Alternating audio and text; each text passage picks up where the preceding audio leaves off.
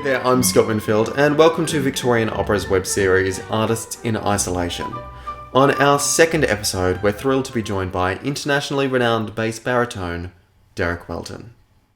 Derek, thank you so much for joining us. My pleasure. Now, first up, I have to say congratulations on your Green Room Award for your performance in Victorian Opera's production of Parsifal. You must have been pretty chuffed to get that. I was, and I think I said to you at the time, I was a bit surprised because I saw, firstly, Klingsor's not in the whole opera, he's in one act, and I thought, well, I'm up against some pretty stiff competition here, including the title role in Rigoletto as a kind of world-class singer too. So I tuned in thinking, probably I'm not going to get this, and then all of a sudden on the YouTube feed I saw my name on screen, so it was a pleasant surprise, as I say. Probably an added perk whilst being in isolation as well.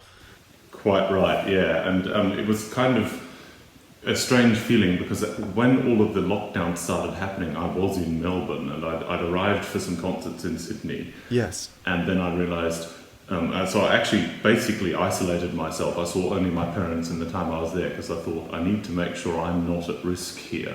And then the day before I was supposed to fly to Sydney, they cancelled the entire 2 weeks of concerts. So I sort of thought, okay, I've flown all the way across the world here, and so I sort of 2 weeks of that, and then it was kind of completing the circle, having returned to Melbourne, and a few days later, winning the award for something that I'd done the previous year, also in Melbourne.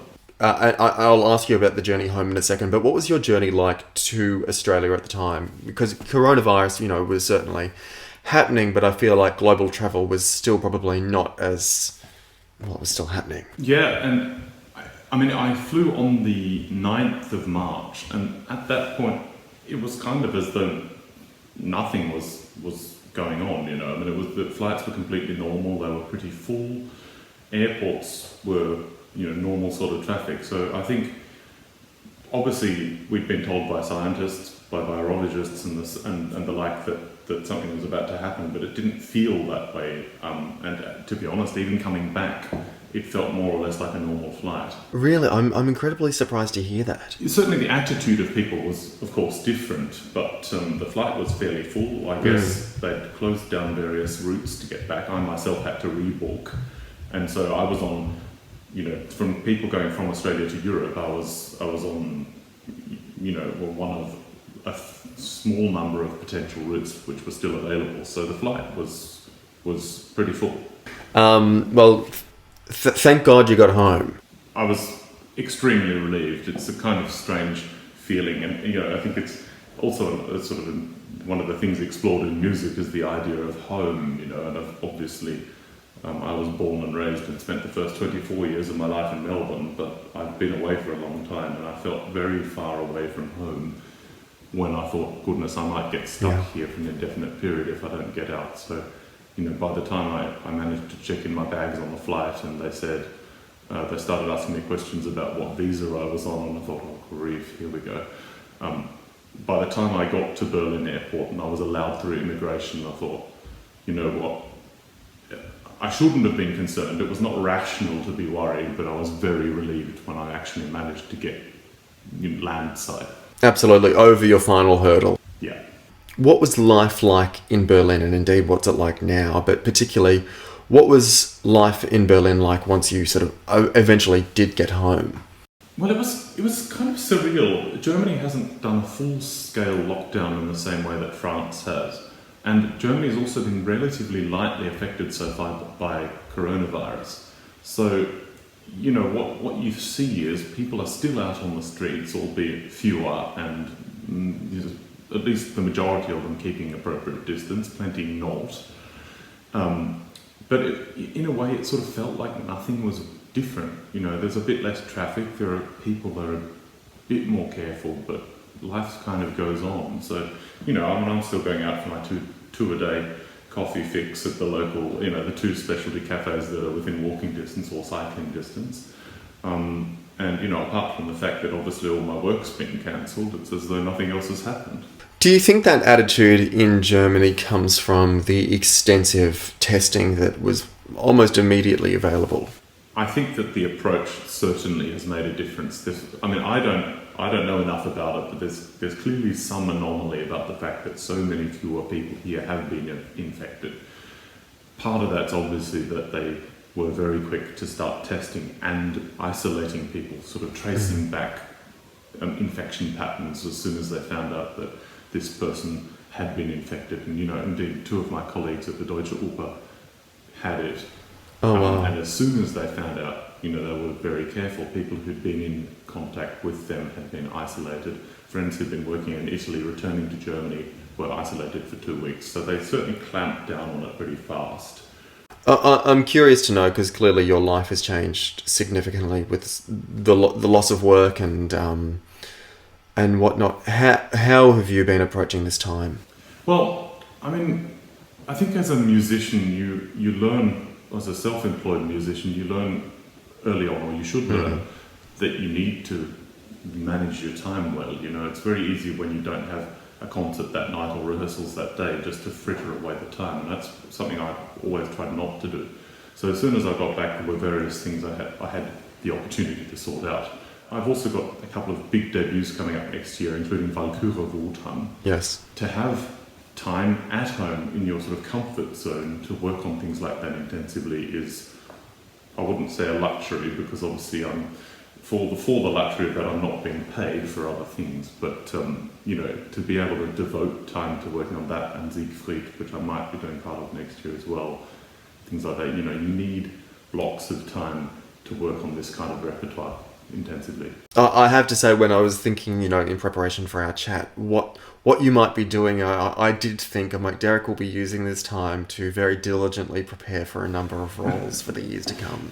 To a point. I think, you can only... The great thing about singing as opposed to something like piano is that there's only so much you can practice in a day before you start to do damage to your instrument. So, I can't, Yes. If I'm honest, I haven't been practicing 8 hours a day, and I've had time to do other things, but I think it's important to keep running. The other thing is that the Deutsche Oper has, in light of recent relaxations of some of the restrictions, has resumed some coachings, of course with people keeping distances and only in the larger rooms. So even this afternoon, in 7 hours or so, I'll be off to work on a bit of Rheingold and Walküre with the girl who's singing Fricka at the Deutsche Oper in the next season for that. So it's nice to be able to come back and start doing some of that stuff too. I would imagine so, given whilst, as an opera singer, so much of your work is done in isolation, a great deal of it as well is done in the company of others, so it must be so nice to resume sort of the chance and the ability to work with others. Completely, yeah. It's music's kind of, it's only, you can only work up to a certain point in a vacuum, I think, and there's, especially this type of music, it's not quite the same when I'm sitting at the piano playing with my mediocre abilities and that kind of thing, and of course imagining the other parts singing as opposed to actually getting there, having somebody who can actually play the piano playing the piano and singing with other colleagues.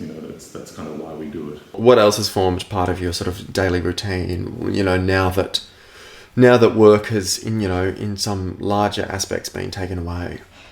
Well, I can't claim to have a particularly exciting life at the moment. So my wife is working home office, as I think I said.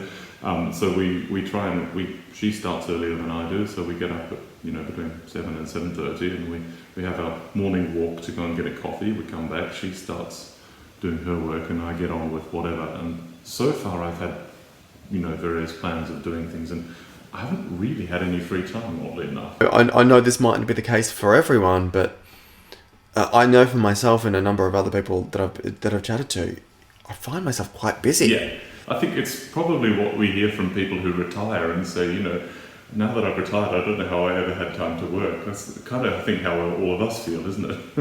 So you've got your morning walk, you've got your coffee. What type of? I have to ask, because you are such a coffee aficionado. What are you ordering of a morning? Oh, flat white. I've got my general pattern. Sorry, this is probably very boring for anybody except me. No, it's not at all. It's not at all. My general. We like detail. Okay, my general pattern is that I can make a pretty decent filter at home because I've got a high quality grinder and I've got both AeroPress and a Mocha Master machine, so I can do a decent filter. Can I ask, what's the difference between a Mocha Pot and a Mocha Master? So Mocha Pot is a bialetti, so there's this device that's on the stove. Mocha Master is a type of drip filter machine. So, there's various I see, that's qualities what it's of them. called. This is one that a lot of cafes use, so it's a sort of higher end machine. So, basically all it's doing is ensuring that every single, that it drips at the same rate all the time, and, so that you're getting an even texture of coffee. So, you can do a pretty decent one of those at home if you've got a decent grinder, decent beans, and one of those machines. I think you need to spend a lot of money on firstly a really good grinder and a really good espresso machine to get espresso quality coffee at home. When I'm at home, I drink filter coffee. When I'm out, I drink a milky espresso. So for me, the mornings are a flat white and the afternoons are generally a flat white too. Now, I am quite food obsessed, I have to ask, what have you been cooking? Well, or what have you been eating? Well, luckily enough, a lot of takeaways have been open, during this, and some of them have reopened. So there's a spectacular pizzeria not that far from us, which started serving takeaway last week. So I must guiltily confess that we did that twice last week. There is no shame in doing that. There should be no guilt whatsoever. Well, we didn't feel too much, I have to say. And there's also really, really good Vietnamese nearby. So, we've got a couple of good ones. At home, various things. We've had access, supermarkets have been operating as normal. So I even cracked out, it was a warm day the other day, so I fired up the Barbie and cooked a bit of steak and sausages on the balcony. Various things, stir fries, curries, that type of thing. So, sort of not been wanting for food, I have to confess. From this experience, has it given you a renewed gratitude for any particular aspects of your life? Yeah, I'm thankful for having a really nice place to come back to. I remember when I first started doing traveling for work, it was always really exciting to go to a new city because quite often, you'd manage to book yourself a really nice apartment. I remember the first time I worked in Hamburg and I booked myself this absolutely spectacular apartment. It was amazing. It's still the nicest apartment I've ever stayed in for work.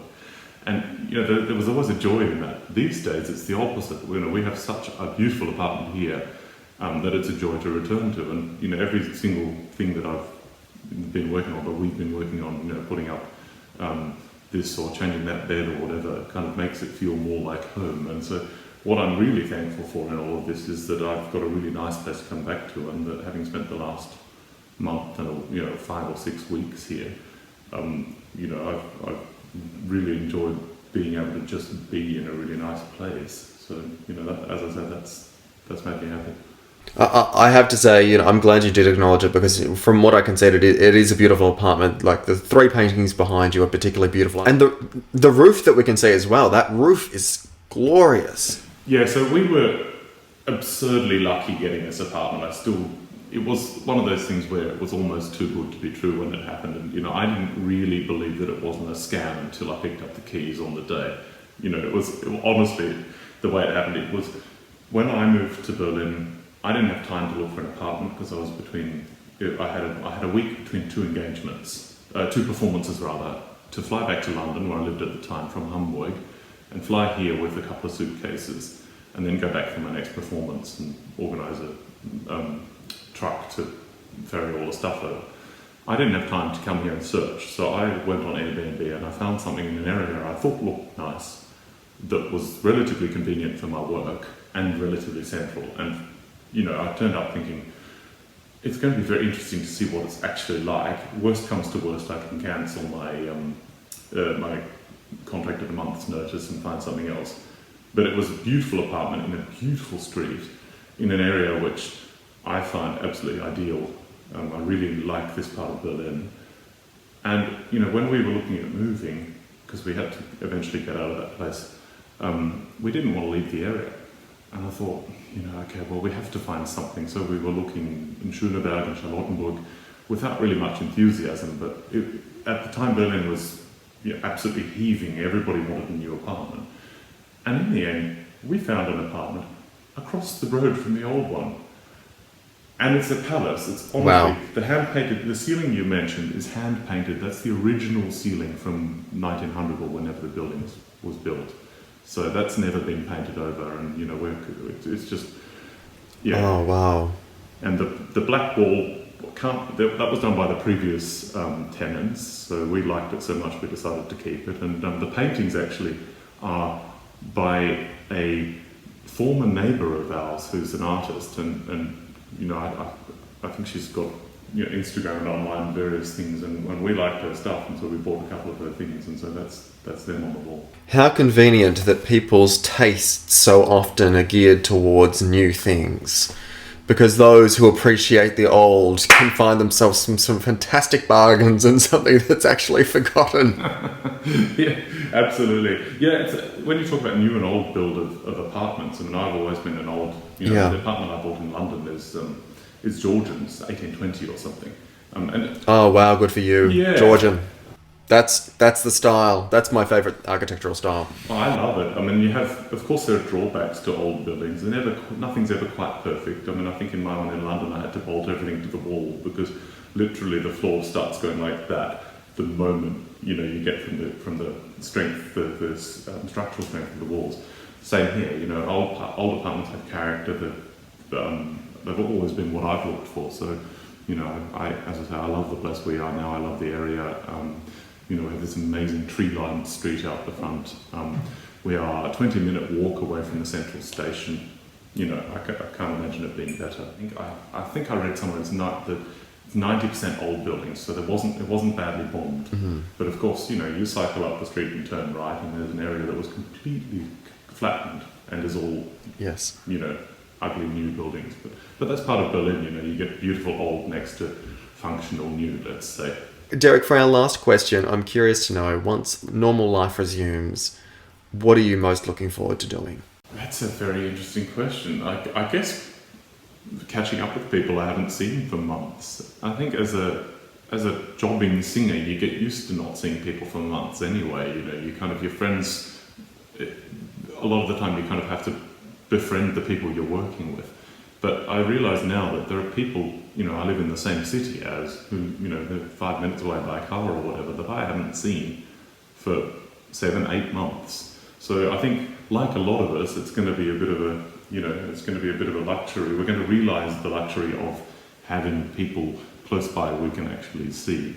So I think that's going to be a really nice time. Well, Derek, stay safe and thank you so much for joining us. Likewise, you too, and thanks. It's been a pleasure.